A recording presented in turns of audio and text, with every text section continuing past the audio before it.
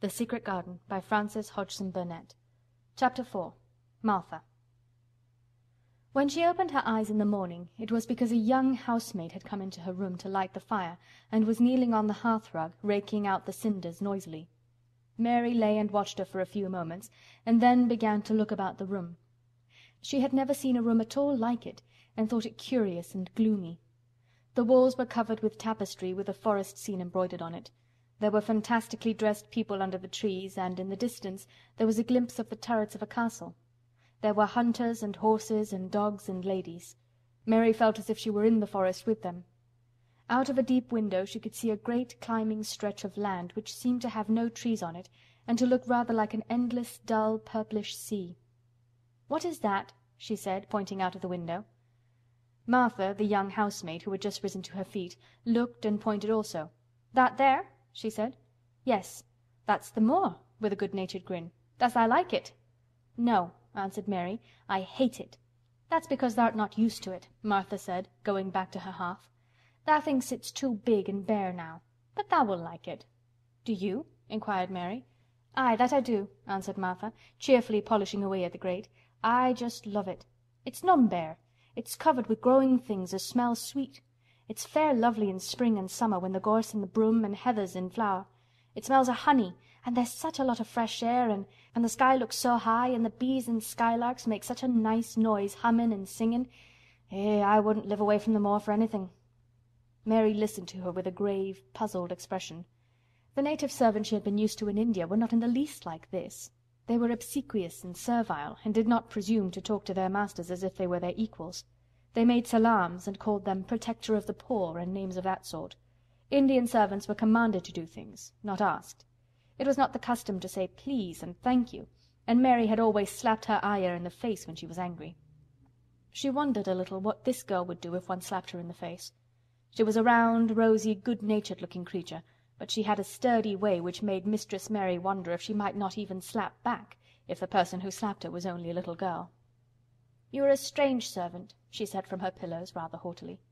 Martha sat up on her heels, with her blacking brush in her hand, and laughed, without seeming the least out of temper. I know that," she said. "If there was a grand missus at Misselthwaite I should never have been even one of the under housemaids. I might have been let to be scullery maid, but I'd never have been let upstairs. I'm too common, and I talk too much Yorkshire. But this is a funny house, for all that it's so grand. Seems like there's neither master nor mistress, except Mr. Pitcher and Miss Medlock. Mr. Craven, he won't be troubled about anything when he's here, and he's nearly always away. Mrs. Medlock gave me the place out of kindness. She told me she could never have done it if Misselthwaite had been like other big houses." "Are you going to be my servant?" Mary asked, still in her imperious little Indian way. Martha began to rub her grate again. "I'm Mrs. Medlock's servant," she said stoutly, "and she's Mr. Craven's. But I'm to do the housemaid's work up here and wait on you a bit. But you won't need much waiting on." "Who is going to dress me?" demanded Mary. Martha sat up on her heels and stared. She spoke in broad Yorkshire in her amazement. "Canna tha dress thysen?" she said. "What do you mean? I don't understand your language," said Mary. "I forgot," Martha said. "Mrs. Medlock told me I'd have to be careful or you wouldn't know what I was saying. I mean, can't you put on your own clothes?" "No," answered Mary quite indignantly. "I never did in my life. My Ayah dressed me, of course." "Well," said Martha, evidently not in the least aware that she was impudent, "it's time tha should learn. Tha cannot begin younger. It'll do thee good to wait on thysen a bit. My mother always said she couldn't see why grand people's children didn't turn out fair fools, what with nurses and bein' washed and dressed and took out to walk as if they was puppies." "It is different in India," said Mistress Mary disdainfully. She could scarcely stand this. But Martha was not at all crushed. "I can see it's different," she answered almost sympathetically. "I dare say it's because there's such a lot of blacks there instead of respectable white people. When I heard you was comin' from India I thought you was a black too." Mary sat up in bed furious. "What?" she said. "What? You thought I was a native! You daughter of a pig!" Martha stared and looked hot. "Who are you calling names?" she said. "You needn't be so vexed. That's not the way for a young lady to talk. I've nothing against the blacks. When you read about 'em in tracts they're always very religious. You always read as a black's a man and a brother. I have never seen a black, and I was fair pleased to think I was going to see one close. When I come in to light your fire this morning I crept up to your bed and pulled the cover back careful to look at you, and there you was.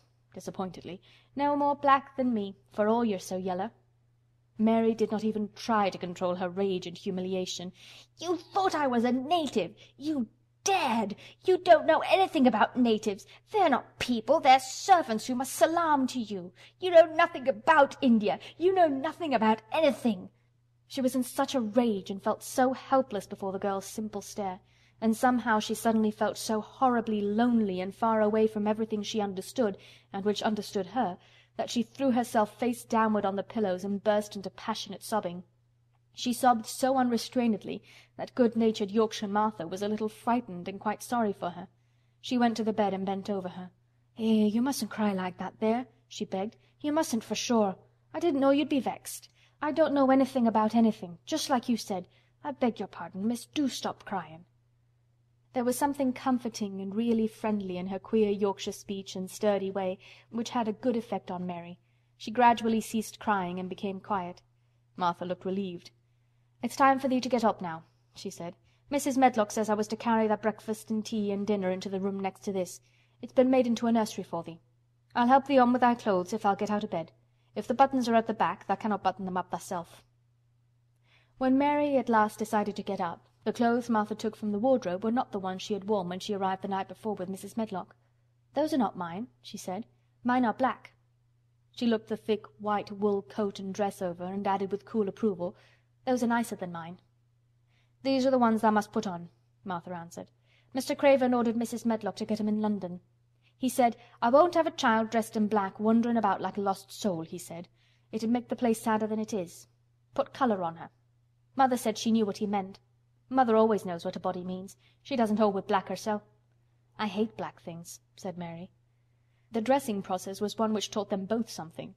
Martha had buttoned up her little sisters and brothers, but she had never seen a child who stood still and waited for another person to do things for her as if she had neither hands nor feet of her own. "Why doesn't tha put on thy own shoes?" she said, when Mary quietly held out her foot.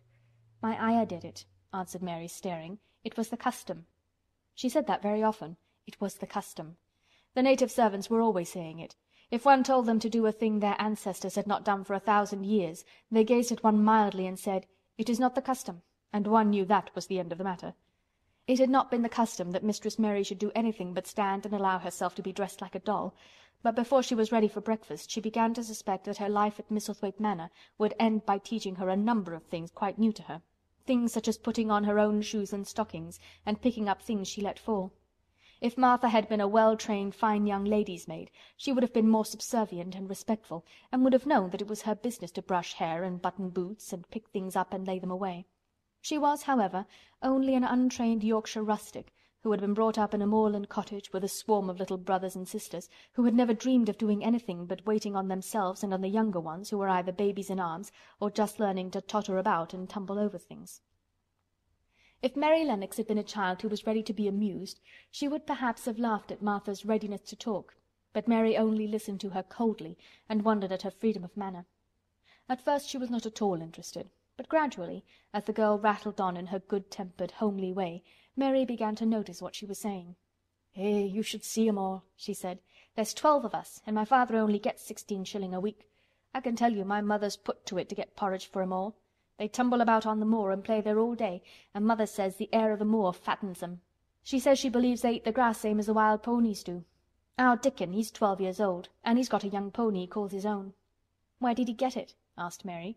"He found it on the moor with its mother when it was a little un, and began to make friends with it and give it bits of bread and pluck young grass for it. And it got to like him, so it follows him about and it lets him get on its back. Dickon's a kind lad, and animals likes him."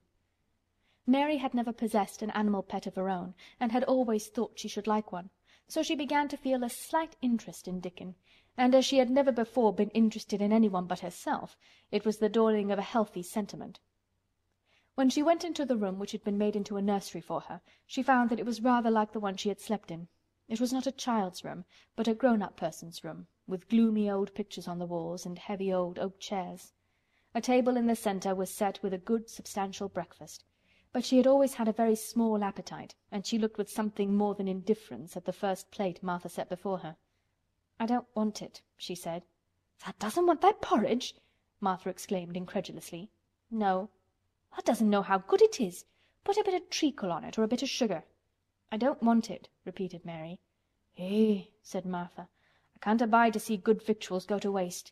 If our children was at this table they'd clean it bare in 5 minutes." "Why?" said Mary coldly. "Why?" echoed Martha. "Because they scarce ever had their stomachs full in their lives. They're as hungry as young hawks and foxes." "I don't know what it is to be hungry," said Mary with the indifference of ignorance. Martha looked indignant. "Well, it would do thee good to try it. I can see that plain enough," she said outspokenly. "I've no patience with folk as sits and just stares at good bread and meat. My word, don't I wish Dickon and Phil and Jane and the rest of them had what's here under their pinafores." "Why don't you take it to them?" suggested Mary. "It's not mine," answered Martha stoutly.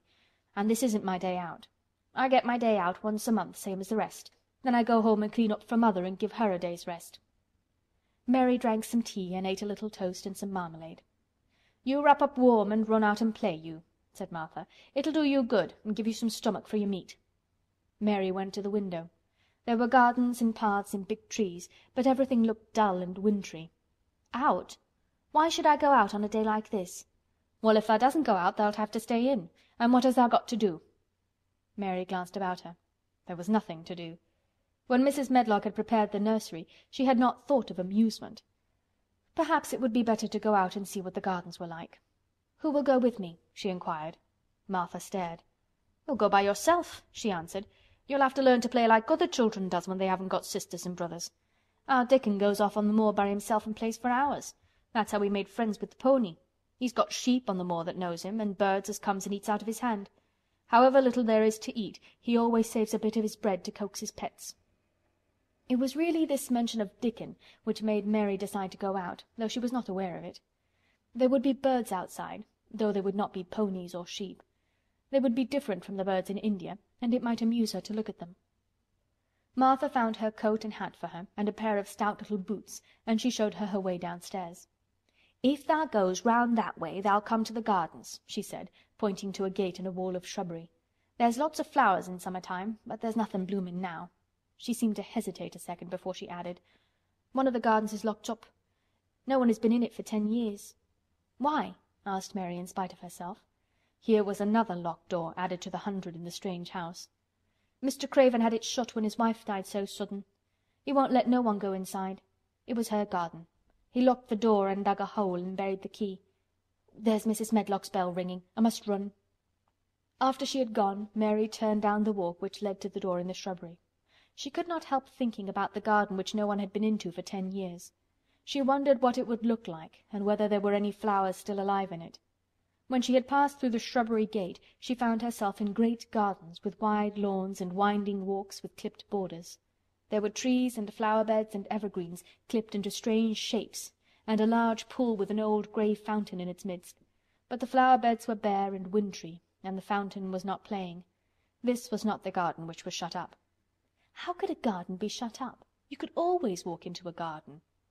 She was just thinking this when she saw that, at the end of the path she was following, there seemed to be a long wall with ivy growing over it. She was not familiar enough with England to know that she was coming upon the kitchen gardens where the vegetables and fruit were growing. She went toward the wall and found that there was a green door in the ivy, and that it stood open. This was not the closed garden evidently, and she could go into it. She went through the door and found that it was a garden with walls all around it, and that it was only one of several walled gardens which seemed to open into one another. She saw another green door revealing bushes and pathways between beds containing winter vegetables. Fruit trees were trained flat against the wall, and over some of the beds there were glass frames. The place was bare and ugly enough, Mary thought, as she stood and stared about her. It might be nicer in summer when things were green, but there was nothing pretty about it now. Presently an old man with a spade over his shoulder walked through the door leading from the second garden. He looked startled when he saw Mary, and then touched his cap. He had a surly old face and did not seem at all pleased to see her, but then she was displeased with his garden and wore her quite contrary expression, and certainly did not seem at all pleased to see him. "What is this place?" she asked. "One of the kitchen gardens," he answered. "What is that?" said Mary, pointing through the other green door. "Another of 'em," shortly. "There's another on t'other side of the wall, and there's th' orchard t'other side of that." "Can I go in them?" asked Mary. "If tha likes, but there's nowt to see." Mary made no response. She went down the path and through the second green door. There she found more walls and winter vegetables and glass frames, but in the second wall there was another green door, and it was not open. Perhaps it led into the garden which no one had seen for 10 years. As she was not at all a timid child, and always did what she wanted to do, Mary went to the green door and turned the handle. She hoped the door would not open, because she wanted to be sure she had found the mysterious garden, but it did open quite easily, and she walked through it and found herself in an orchard. There were walls all round it also, and trees trained against them, and there were bare fruit trees growing in the winter-browned grass, but there was no green door to be seen anywhere. Mary looked for it, and yet when she had entered the upper end of the garden she had noticed that the wall did not seem to end with the orchard, but to extend beyond it as if it enclosed a place at the other side. She could see the tops of trees above the wall, and when she stood still she saw a bird with a bright red breast sitting on the topmost branch of one of them, and suddenly he burst into his winter song, almost as if he had caught sight of her and was calling to her. She stopped and listened to him, and somehow his cheerful, friendly little whistle gave her a pleased feeling. Even a disagreeable little girl may be lonely, and the big closed house and big bare moor and big bare gardens had made this one feel as if there was no one left in the world but herself. If she had been an affectionate child who had been used to being loved, she would have broken her heart, but even though she was Mistress Mary quite contrary, she was desolate, and the bright-breasted little bird brought a look into her sour little face which was almost a smile. She listened to him until he flew away. He was not like an Indian bird, and she liked him, and wondered if she should ever see him again. Perhaps he lived in the mysterious garden and knew all about it. Perhaps it was because she had nothing whatever to do that she thought so much of the deserted garden. She was curious about it, and wanted to see what it was like. Why had Mr. Archibald Craven buried the key? If he had liked his wife so much, why did he hate her garden? She wondered if she should ever see him, but she knew that if she did she should not like him, and he would not like her, and that she should only stand and stare at him and say nothing, though she should be wanting dreadfully to ask him why he had done such a queer thing. "People never like me, and I never like people," she thought. "And I can never talk as the Crawford children could. They were always talking and laughing and making noises." She thought of the robin and of the way he seemed to sing his song at her, and as she remembered the tree-top he perched on, she stopped rather suddenly on the path. "I believe that tree was in the secret garden. I feel sure it was," she said. "There was a wall round the place, and there was no door." She walked back into the first kitchen garden she had entered, and found the old man digging there. She went and stood beside him and watched him a few moments in her cold little way. He took no notice of her, and so at last she spoke to him. "I've been into the other gardens," she said. "There was nothing to prevent thee," he answered crustily. "I went into the orchard." "There was no dog at the door to bite thee," he answered. "There was no door there into the other garden," said Mary. "What garden?" he said in a rough voice, stopping his digging for a moment. "The one on the other side of the wall," answered Mistress Mary. "There are trees there. I saw the tops of them. A bird with a red breast was sitting on one of them, and he sang." To her surprise, the surly old weather-beaten face actually changed its expression. A slow smile spread over it, and the garden looked quite different. It made her think that it was curious how much nicer a person looked when he smiled. She had not thought of it before. He turned about to the orchard side of his garden and began to whistle, a low, soft whistle. She could not understand how such a surly man could make such a coaxing sound. Almost the next moment a wonderful thing happened. She heard a soft little rushing flight through the air, and it was the bird with the red breast flying to them, and he actually alighted on the big clod of earth quite near to the gardener's foot. "Here he is," chuckled the old man, and then he spoke to the bird as if he was speaking to a child. "Where has tha been, tha cheeky little beggar?" he said. "I've not seen thee before today. Has tha begun tha courting this early in the season? Tha'rt too forrard." The bird put his tiny head on one side and looked up at him with his soft, bright eye, which was like a black dewdrop. He seemed quite familiar and not the least afraid. He hopped about and pecked the earth briskly, looking for seeds and insects. It actually gave Mary a queer feeling in her heart, because he was so pretty and cheerful, and seemed so like a person. He had a tiny plump body and a delicate beak, and slender delicate legs. "Will he always come when you call him?" she asked, almost in a whisper. "Aye, that he will. I've knowed him since he was a fledgling. He come out o' the nest into the garden, and when he first flew over the wall he was too weak to fly back for a few days, and we got friendly. When he went over the wall again the rest of the brood was gone, and he was lonely, and he come back to me." "What kind of a bird is he?" Mary asked. "Doesn't tha know? He's a robin redbreast, and they're the friendliest, curiousest birds alive. They're almost as friendly as dogs, if you know how to get on with them. Watch him pecking about there and looking round at us now and again. He knows we're talking about him." It was the queerest thing in the world to see the old fellow. He looked at the plump little scarlet waistcoated bird as if he were both proud and fond of him. "He's a conceited one," he chuckled. "He likes to hear folk talk about him. And curious, bless me, there never was his like for curiosity and meddlin'. He's always comin' to see what I'm planting. He knows all the things Mester Craven never troubles hisself to find out. He's the head gardener, he is." The robin hopped about busily pecking the soil, and now and then stopped and looked at them a little. Mary thought his black dewdrop eyes gazed at her with great curiosity. It really seemed as if he were finding out all about her. The queer feeling in her heart increased. "Where did the rest of the brood fly to?" she asked. "There's no knowin'. The old ones turn 'em out of their nest and make 'em fly and they're scattered before you know it. This one was a knowin' one, and he knew he was lonely." Mistress Mary went a step nearer to the robin and looked at him very hard. "I'm lonely," she said. She had not known before that this was one of the things which made her feel sour and cross. She seemed to find it out when the robin looked at her and she looked at the robin. The old gardener pushed his cap back on his bald head and stared at her a minute. "Art thou the little wench from India?" he asked. Mary nodded. "Then no wonder thou'rt lonely. Thou'lt be lonelier before tha's done," he said. He began to dig again, driving his spade deep into the rich, black garden soil, while the robin hopped about very busily employed. "What is your name?" Mary inquired. He stood up to answer her. "Ben Weatherstaff," he answered, and then he added with a surly chuckle, "I'm lonely mysel', except when he's with me," and he jerked his thumb toward the robin. "He's the only friend I've got." "I have no friends at all," said Mary. "I never had. My Ayah didn't like me and I never played with anyone."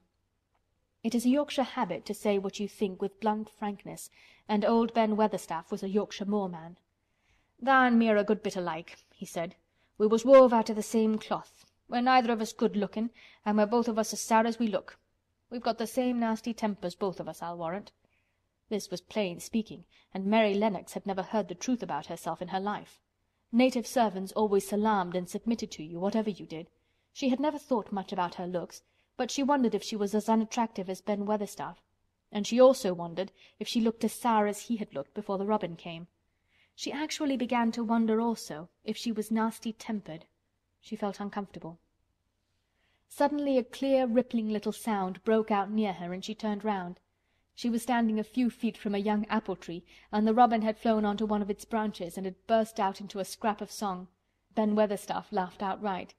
"What did he do that for?" asked Mary. "He's made up his mind to make friends with thee," replied Ben. "Dang me if he hasn't took a fancy to thee." "To me?" said Mary, and she moved toward the little tree softly and looked up. "Would you make friends with me?" she said to the robin, just as if she was speaking to a person. "Would you?" And she did not say it either in her hard little voice or in her imperious Indian voice, but in a tone so soft and eager and coaxing that Ben Weatherstaff was as surprised as she had been when she heard him whistle. "Why," he cried out, "tha said that as nice and human as if tha was a real child instead of a sharp old woman. Tha said it almost like Dickon talks to his wild things on the moor." "Do you know Dickon?" Mary asked, turning round rather in a hurry. "Everybody knows him. Dickon's wanderin' about everywhere. The very blackberries and heather bells knows him. I warrant the foxes show him where their cubs lies, and the skylarks doesn't hide their nests from him." Mary would have liked to ask some more questions. She was almost as curious about Dickon as she was about the deserted garden. But just that moment the robin, who had ended his song, gave a little shake of his wings, spread them and flew away. He had made his visit and had other things to do. "He has flown over the wall!" Mary cried out, watching him. "He has flown into the orchard. He has flown across the other wall, into the garden where there is no door." "He lives there," said old Ben. "He came out of the egg there. If he's courtin', he's making up to some young madam of the robin that lives among the old rose trees there." "Rose trees?" said Mary. "Are there rose trees?" Ben Weatherstaff took up his spade again and began to dig. "There was 10 year ago," he mumbled. "I should like to see them," said Mary. "Where is the green door? There must be a door somewhere." Ben drove his spade deep and looked as uncompanionable as he had looked when she first saw him. "There was 10 year ago, but there isn't now," he said. "No door?" cried Mary. "There must be." "None as anyone can find, and none as is anyone's business. Don't you be a meddlesome wench and poke your nose where it's no cause to go. Here, I must get on with my work. Get you gone and play you. I've no more time." And he actually stopped digging, threw his spade over his shoulder and walked off, without even glancing at her or saying good-bye. End of Chapter 4